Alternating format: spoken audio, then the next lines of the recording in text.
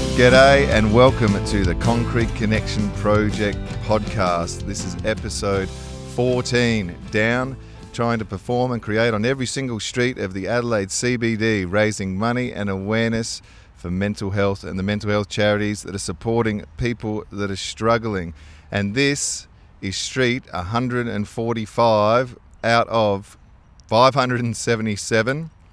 And I'm down here with Mr. Alan Haberfield, and we are celebrating because we have just ticked over 1/4 of every single street in the Adelaide CBD. We're 1/4 of the way there, 75% to go, and you've been a big part of it, Alan. So thanks for joining me again for part 2 of you being on the podcast, and thanks for being a part of the project. It's an absolute pleasure and an honour. Yeah, no, well, you've been a big part of it because I reckon you've done probably a good 25-30 of the streets with me, and you performed at Diverse City when we celebrated finishing the southeast quarter. That was fun. That was fun. It was a great day. It was a good night. It was good. Now, just to start off, because you were someone that jumped right on this project, and you're always reaching out to me, and you've become a good mate over the course of it all. But it was something that, I don't know, something that pricked your ears up about the project that you wanted to get involved. How come? Well, I'm like so very many people, had my own issues with mental health, and I've struggled with some mental health issues for most of my life, certainly most of my adult life, and had some people and some organisations treat me very well, and been tremendously helpful. And I've looked for a way of being able to actually put something back myself, and it's not easy. And you kind of wonder, well, what do you do? What can I do? How can I make a contribution? And when I heard your Concrete Connection, when you told me about your Concrete Connection, it just it pushed a button for me. It was kind of like, well, there's my opportunity. Another part of that was I thought, Benny's going to do 577 streets. If I was going to be doing 577 streets, a running mate would be handy. Oh yes, a pacer is what they call it. I think in those marathon races, you need the pacer to help keep your pace. Yeah, and so look, it was really for me because I wanted to make a contribution. I wanted to be able to put something back, and this sounded like the perfect opportunity. And so far, that's correct. Well, the last time we got together, we did that quarter celebration. We did that in the rain. Yeah, that was a fun day. Yep. Yeah. Well, that's right. When we got close to the southwest quarter finish, the southwest quadrant, because it's the smallest section of the city, and it's not quite 1/4 of the street, so we had to jump into the southeast quarter to help get over the line for that 25%. But yeah, when we were getting close, we got a whole bunch of people together to perform down on South Terrace and Morford Street, and the idea was to be a beautiful sunny day like today, except it just pissed down with rain, and everyone got like soggy wet cats, didn't they? They did. It was a fun day. And it was a fun day, yeah. And when you talk about a running mate and things like that, it was only this week, I was feeling, I don't know if it was disheartened or a bit lonely or something, and and then I did reach out and give you a call and said, oh, well, what are you doing and coming down? And it definitely, after you and Glenda came down and helped me rack up a good 6 streets that day, it definitely put a spring in my step. And the past couple of days have been really good. So yeah, I think you do need a running mate, and I think to go hand in hand with mental health, sometimes you don't need to do it alone. No, that's exactly right. Sometimes you don't need to do it alone. It's not all the time that you need somebody to help you. But I think what's been most important for me is to know that you're not alone, and that you can. And thanks for reaching out to me. I've had a busy few weeks. I've been away, and the timing was perfect. So you ring up just looking for a hand, and that suited me fine. Here we are going again. Yeah, here we are again. No, appreciate you coming down. This is the second podcast that we've done together, and I think it's good to be able to jump back in, and then do a bit more extended podcast, because you were on the very, very first one, back when we were only into I think, around the 20s in terms of the streets that I'd done, and the very first podcast I hosted, and the very first person that I'd ever interviewed properly, officially. So, I think I've hopefully gotten a bit better. I think we've grown as mates as well, and hopefully we can dive in and find out a bit more about the man, the myth, Alan Haberfield. Yeah, righto. Well, good luck. So yeah, I do know a little bit about about you and how you came to become a ukulele player and things like that. But and in passing, we've both sort of mentioned the struggles and things we've had. If you feel comfortable, what has been a bit of your journey, and how did you, if it goes hand in hand with the story about how you came to ukulele, I'd love to find out a little bit more. I literally came to ukulele by accident. When I say accident, I had a motor vehicle accident and copped a spinal injury. And I'd been a musician, all my life. I started playing guitar and piano as a child, and that was a huge part of my life. And it was the place where I used to go by myself to find myself and to be myself. I'd sneak away with my dog and my guitar and just didn't matter where I went, sometimes just in the bush. I grew up on a coastal farm in Victoria, and I would very often just grab my guitar, trusty old Kasuga it was. I think my mother paid $40 for it in about 1972 or something. Oh, big bucks back then, though. It was not an insignificant investment at the time. And so, I used to sneak off and do that, and then you get to playing with people, and it becomes a significant part of your life. And where I'm going with this is, I had a little accident, copped some spinal damage, had a neck injury, and copped some spinal damage, which has been a bit of a test the last dozen years, 15 years that I've been dealing with that. One of the problems I had with it was unable to hold my arms up for any length of time. So I could play guitar or banjo for 5 minutes, and then my fingers would just let go, my arm would just basically go to sleep, and I couldn't play, which I found very distressing. I hadn't given up, and as I was saying earlier, that I still play a bit of guitar, but I generally have to play with a capo, and capo sort of halfway up the neck because I can't keep my arm up. And that allows me to just drop that left arm into my ribs, and I can sort of play it here. And then I saw an advert in the local Malang News. Well, Malang has news. We got lots of news in Malang. I was just reading through that one day, seeing what was going on in our little town, and saw a ukulele session. I thought at the time, that's a funny thing to do. I never really considered a ukulele to be a genuine musical instrument. I'd seen George Formby, and I'd seen Tiny Tim, and I certainly didn't see anything in those blokes about myself. But then I just decided, you know what, that might be my out. And so I went down and introduced myself and sat in on the first session, and went home with one of the community centres, the little cheap soprano ukuleles that you can pick up for even now $60 or $80. And so I borrowed one of them I had it for a couple of months till I decided, yep, this is me. And I went and bought my first ukulele, and it's still one of my favourite ukuleles. I think I've got 30. Got a bit out of control. There's this, what is it, ukulele acquisition syndrome? I think it's called UAS, ukulele acquisition syndrome. Well, I've certainly caught a dose of that. And I've got some pretty nice instruments now, and play with a couple of the local groups. And of course, you and I have done some gigs together, and it's been a wonderful thing for me. It really has. And those times where I used to sneak off with my guitar or my banjo and whatever and have a play, well, now my instrument's a ukulele, and to be honest, it's way more convenient than a guitar or a banjo. Yeah, it's a lot lighter, especially than a 5-string banjo. Yeah. Well, a 5-string banjo weighs a ton. I've got a little fella now, but I'm sort of only getting back into that. So, I mean, being a musician most of your life and then not being able to play those instruments, I mean, yeah, you said it was distressing, but I think, there would have been a period there where you're probably not feeling the best. Exactly right. Just those times where you wanted, I missed it terribly.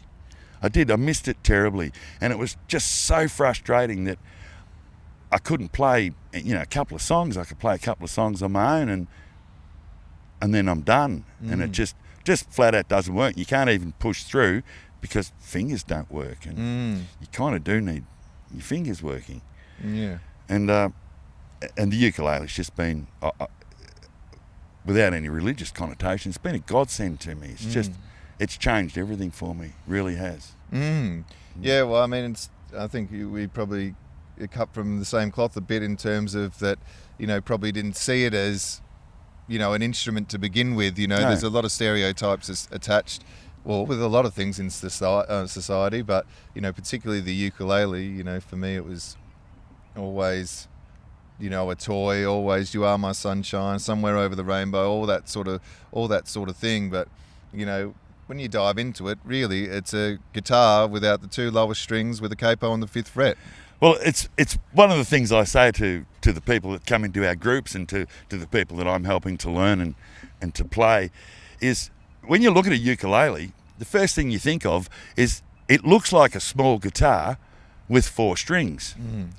Whereas actually it's just a small guitar with 4 strings. There's no real secret. And you don't have those 2 top strings, but other than it's transposed 5 high, all your chord setup's the same, the note progressions are all the same. It is essentially the same as a guitar. It is just a small guitar. But wonderful, great little instruments. And turns out, as you've found out, you can play pretty much anything on one of them. Sometimes you've got to use your imagination a bit, but that's what music is. That's what life is. And picking up an instrument like that, being the only one that, physically that you can play, to go along with mental health, and it's about adapting and rolling with the punches a bit as well. It is. It's definitely that. One of the things that I think is even better, one of the tremendous advantages of ukulele is the groups that you and I both know and that I'm a member of, and I run a couple of ukulele groups, one in Malang and one in Mount Barker. I say I run them, I don't do the administration. I look after the music end, and my dear friend Lyndall does the admin, and she's off at the minute. She's just had a knee reconstruction, so Lyndall, hope you're going all right. Hopping around there. I saw her the other day and she is going all right. Oh, good. But it's the community that brings together, and most of our groups, because of the timing and because of when we have them, most of them are kind of my demography, or even a bit older. I'm actually one of the youngest ones, which is nice. It's always fun to be the youngest one. But people that have retired and always said that they'd love to play a musical instrument and never quite got round to it. Well, the ukulele's that thing that you can have and that doesn't take up much space, relatively inexpensive, relatively easy to learn. You still got to learn it, and you still have to do that terrible, terrible thing that all musicians have to do. Practice, practice. But the community, the groups, the friendships that we've built over the last 4 years for me that I've been playing, 4 or 5 years that I've been playing ukulele, I could never have considered, I could never have imagined and I got into start for the music, and I say that people come along, they come to the groups for the music, but they stay in the groups for the love. Yeah, the music is, I think, particularly with ukulele, because we do talk a lot about music on the podcast, but I think the ukulele is nearly secondary to what those groups offer. I think, as you get older in life as well, you are looking for hobbies, particularly with retired people. You're looking for purpose as well, and it's not just playing those songs. It's catching up with those people regularly, and human interaction and connection with people does keep that garden we talk about weeded. It definitely helps. It does, and community singing. There's a wonderful thing about singing. There's that old adage. And I hope I get this right. Somebody walking along singing, you think, oh, you must be happy, you're singing. Or you're singing because you're happy. No, you're happy because you're singing. And the joy that you get in community singing has to be, you kind of got to experience it to appreciate it. And it's the joy of community singing. And it's like a lot of people that attend religious settings, go to churches. There's plenty of those people that go there for the singing, for the community and and for what that brings. And it's the friendships, it's the relationships, and really as human beings, that's what we are. You know, we go looking for purpose in life, and so many of us through our lives have felt that we've lacked purpose, and really, you know, what's the purpose of life? Well, the purpose of life is life, and so yeah, it's brought something really special to me. And Oh, I saw an awesome interview just last night actually with Nick Cave, sort of talking about his new album and music on any level. You know, whether you're a hobbyist, you're just beginning, you know, it's probably one of the last true organic transcendent experiences you can have, you know, whether it is just like we are on the street or performing on a stage or in a group. You know, it definitely takes you to, you know, a better place. Well, it does, and it's interesting that many thousands of years in this country, where we have the oldest culture and oldest civilization on the planet, one of the big things that they did together was music. And however however they did it and whatever they did, that's not relevant. It's the fact that they would get together and dance and sing. They would tell their stories. They would outline their lives, their hopes, their dreams. Everything was done in song and dance. And we're still doing the same thing. Yeah, there's something to be said in that, isn't there? Yeah. So many years ago. Now, yeah, you said back at the start that, you know, particularly with your mental health journey, you have had a lot of, you know, good support and a lot of good help. I have. Yeah, I have. That's not always been... You know, it would go right back without going through my whole life story. Some of my upbringing was a bit rough. Had a marriage that was a bit of a test at times. Lasted nearly 3 decades, but yeah, it was a bit of a test. And there was some trauma involved in those things. I was also in the Boy Scouts when I was a young fella, many years ago, and went on to Venturers, which was when Venturers was fairly new. It was adapted from what was Senior Scouts, which is where you went through, got your badges, and became a Queen Scout back in the day. Well, now it's called, well, as of recently, it's called King's Venturer. So, and I was doing that and got pretty close. And a friend of mine, dear friend of mine, my best mate at school and through Scouts and through life, and was in that with me. And I was in 1978. We were a couple of 16-year-olds, bunch of us, I think 10 or 11 of us, went off one day on a canoe trip, which was, you can imagine a bunch of 15 and 16-year-olds. There's plenty of hijinks and hoopla going on. Well, it turned sour on us, and the upshot of all that was my friend Graham and one of our other mates were drowned during the day, despite a rescue attempt that went for way too long. And that's caused a few issues throughout my life. There's been, well, you know, it's a fairly traumatic event, and I've dealt with that all my life. I've had some real struggles, significant struggles with nightmares, depression and anxiety, things like that. Not all the time, as most of us don't, not all the time, but there's been times where, you know, you've just needed help. Well, at that time, back in 1978, I can remember the police officer who was actually part of that, Neil, who I think he actually rose to become, I reckon, the assistant police commissioner in Victoria. He knows who he is, and I still remember him. But he was really the only support that we had. There was no counselling, there was none offered, there was none available. It was kind of, you know, you just kind of bite your lip and get on with it. And that's what you did. You just kind of had to punch through. Well, not everybody was able to, and there was some significant issues arose from that one particular day in 1978. But it's changed now, and so now that there is all this counselling available, and there are people who can help.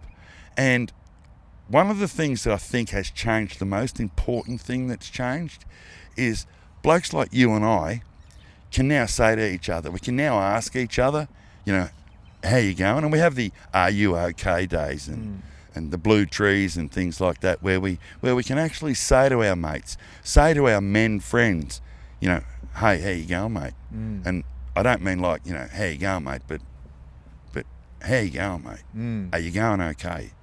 You know, and it's not always that you can help or that they want you to. And I know that's been the case for me. Sometimes you don't really want anybody interfering. Sometimes things are just too hard to talk about. And once you've done it, once you've talked about it a whole bunch of times, there can be a frustration that all you're doing is talking about it and all you're doing is going through it again. And so I think one of the important things for me has been to know that if I need that help, if I need to be able to say something or to have somebody be on my side for a bit of nurture, a bit of love, for a hug or a handshake or a beer or whatever, that you can go to a friend now and say to your mates, say to your particularly men friends, and I think women are probably better at it than men, is to say, look, I'm struggling a bit, you know, can we hang out, or can we, you know, or just to have somebody know that you are struggling a bit and that they can keep an eye on you and recognise perhaps if you're a bit low and a bit flat that you might need, you know, just an arm around you or just say somebody, you know, I know you're struggling, if I can do anything, you know, let me know or whatever. Usually there's not much you can do just to be there. That's changed and changed for the better, and really that's what the concrete connection program is about, isn't it?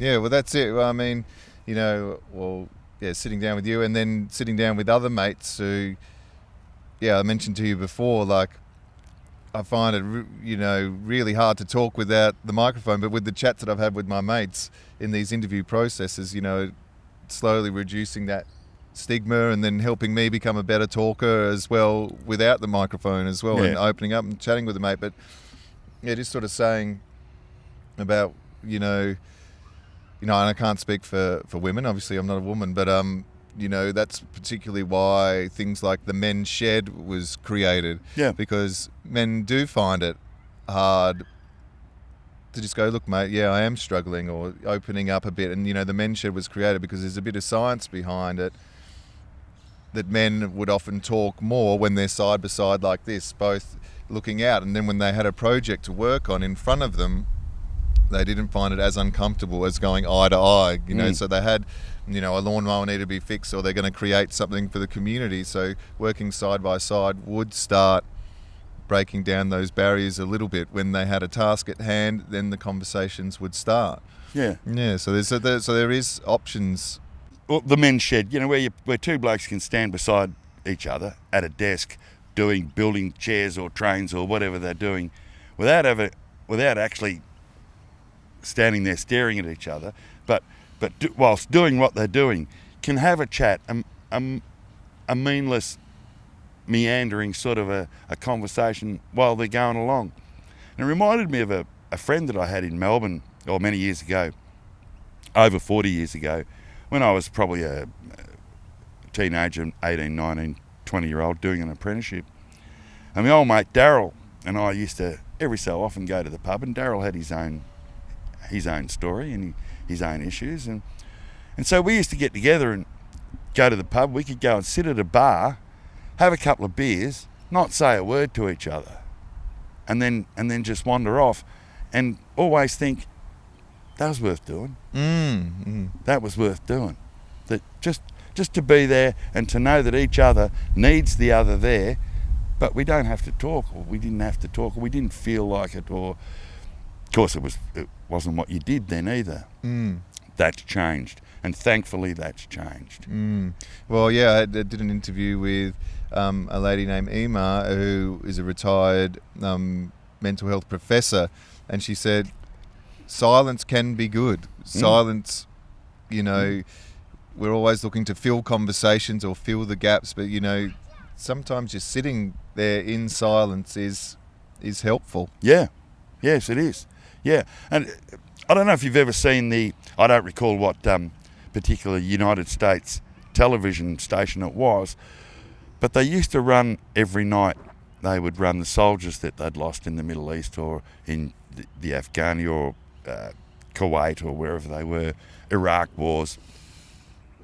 And I was always struck by that. It was always done in silence. There was no lift music, there was no background music, there was no chat, nada, there was nothing. It was always done in silence. And it would go for 3 or 4 minutes, and I found that incredibly moving. And it was about the silence. And sometimes that's all you want. There's plenty of times, lots of times, with driving my car, I don't want the radio on. I just want the silence. Because silence is golden. Not all the time. Not all the time, but I also think that perhaps society doesn't get enough of it sometimes at the moment. No, we want to fill all the time. We've got to have the noise on, or got to have the television in the background or the radio in the background. Well, sometimes it's better without that. Yeah, I definitely get that.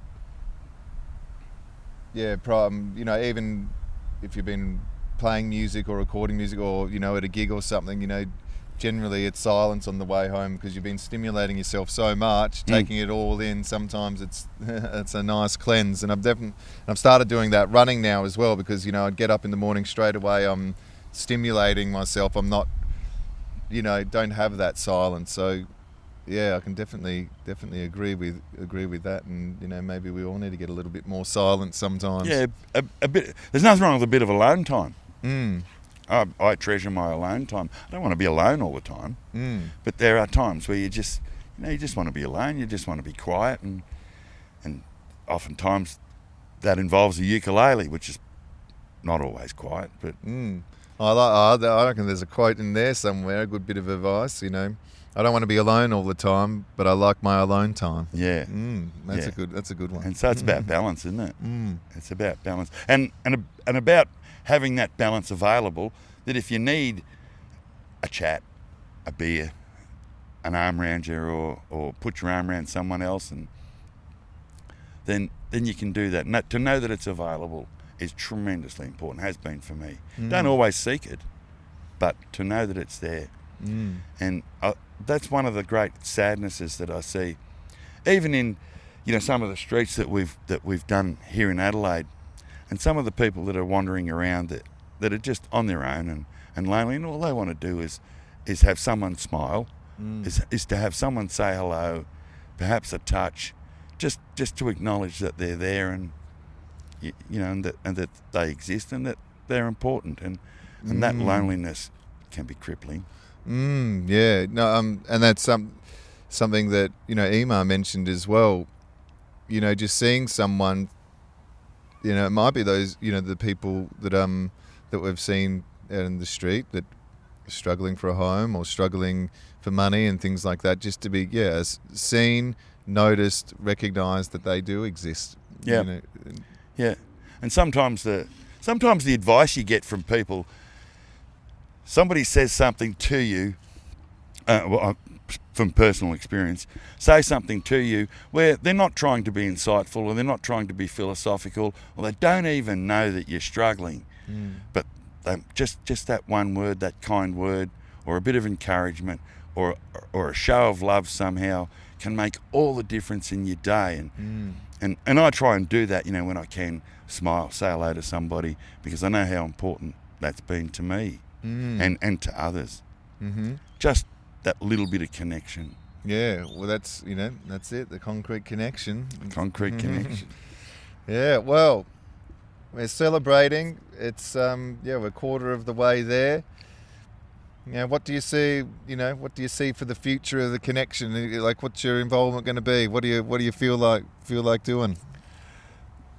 I certainly want to be a part as much of it as I can, and I think it's gone pretty well so far. Yeah, and I was glad you reached out to me in the last few days. I'd been away. I'd been interstate on family business. We had a family bereavement, and so to go away and take care of that. And then the last week I'd been off playing golf with some of my mates from the golf club, which is something that I've gone back to doing in the last couple of years. Not as well as once I might have, but but it's been tremendous, and those relationships that I've built there has been fantastic. But to have you call me and say, hey, you know, come in and let's sing a song, I'm always up for singing a song. Mm.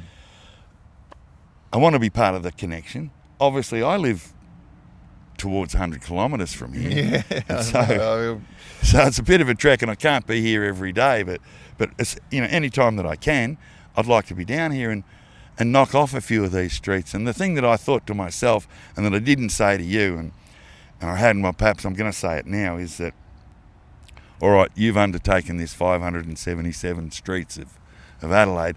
That's a hell of an undertaking. Mm. All right, well, I'm going to see to it that you get through. Mm. And when you get flat, you let me know, and if I'm flat, I'll be in. Yeah.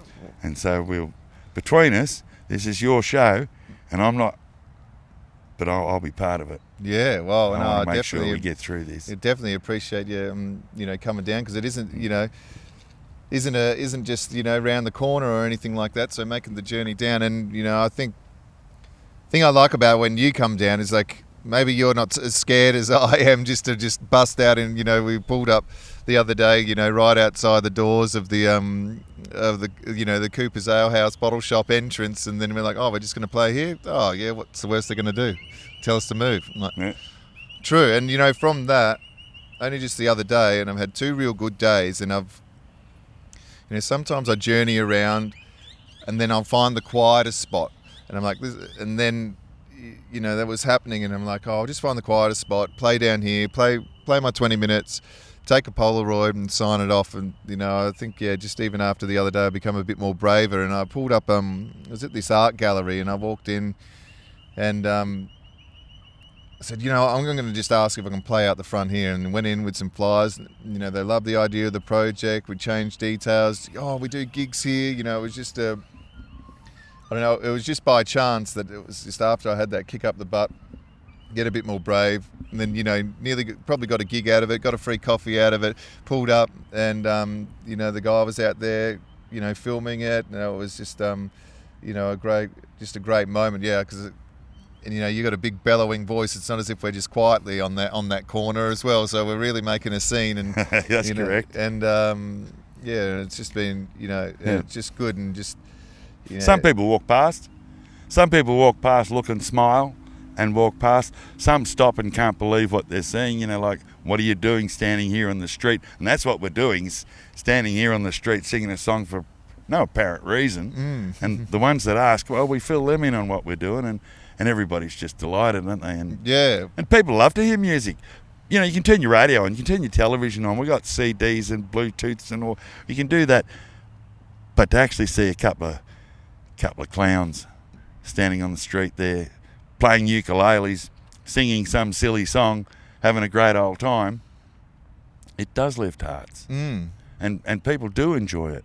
And the ones that don't, well, they'll walk past or walk around you or do whatever, but there's plenty that stop, and so that every so often someone stops and wants to know what you're doing. That to me makes the whole thing worth it. Yeah, definitely. Yeah, I think so too, because yeah, just like today, a few people, yeah, it was actually, you know, a profitable day as well, getting a lot of cash donations, and people just think that you're busking, because now we're sort of venturing into a bit busier streets where there is a bit more traffic.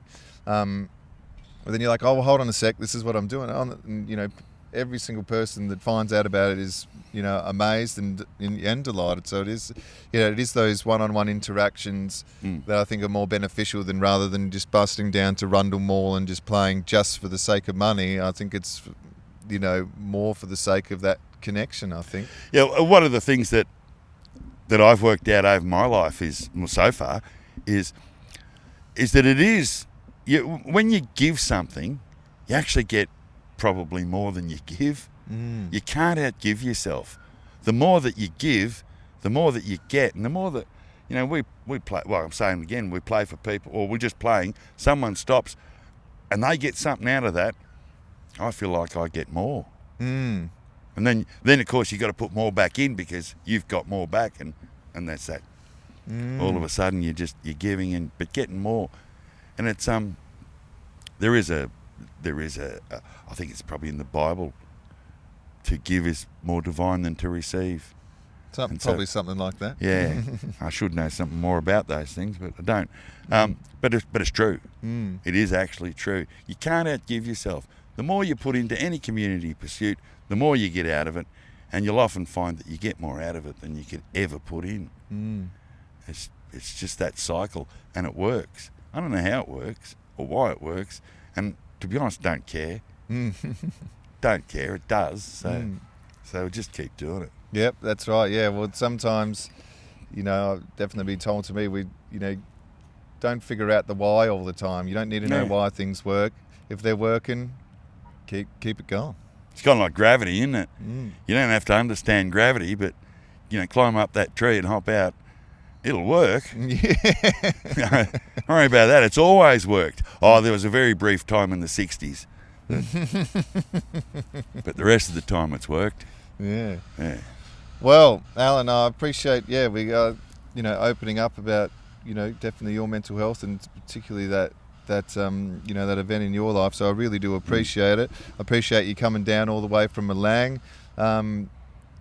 So well, here's to another 3/4 of the Adelaide city streets.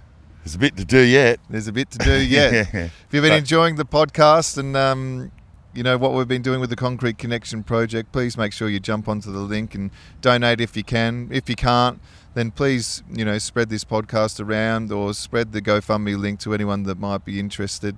Alan, thanks so much, mate. Thank you. Thanks Cheers. for having me a part of it. No worries. My pleasure. Cheers.